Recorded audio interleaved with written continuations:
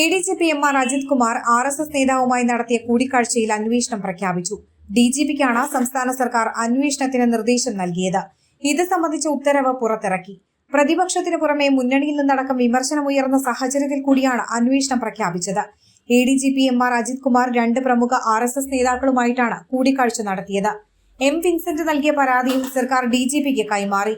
RSS നേതാക്കളുമായി കൂടിക്കാഴ്ച നടത്തിയ ADGP MR അജിത് കുമാറിനെ ക്രമസമാധാന ചുമതലയിൽ നിന്ന് മാറ്റി നിർത്തണമെന്ന് CPI, NCP, RJD എന്നീ പാർട്ടികൾ മുന്നണി യോഗത്തിൽ ആവശ്യപ്പെട്ടിരുന്നു. RSS ജനറൽ സെക്രട്ടറി ദത്താത്രേയ ഹൊസബാളയുമായി കൂടിക്കാഴ്ച നടത്തിയെന്ന് ADGP സമ്മതിച്ചിരുന്നു.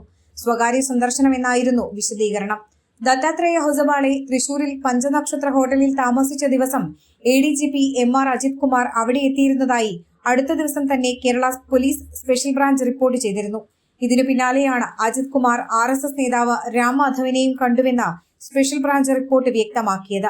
തിരുവനന്തപുരം കോവളത്ത് വെച്ചായിരുന്നു കൂടിക്കാഴ്ച. 2 തവണ കൂടിക്കാഴ്ച നടത്തിയെന്നും സ്പെഷ്യൽ ബ്രാഞ്ച് റിപ്പോർട്ടിലുണ്ട്. കേന്ദ്രമന്ത്രി സുരേഷ് ഗോപിയുടെ മകളുടെ വിവാഹവുമായി ബന്ധപ്പെട്ടും അജിത് കുമാർ സജീവമായിരുന്നുവെന്ന് റിപ്പോർട്ടിലുണ്ട്.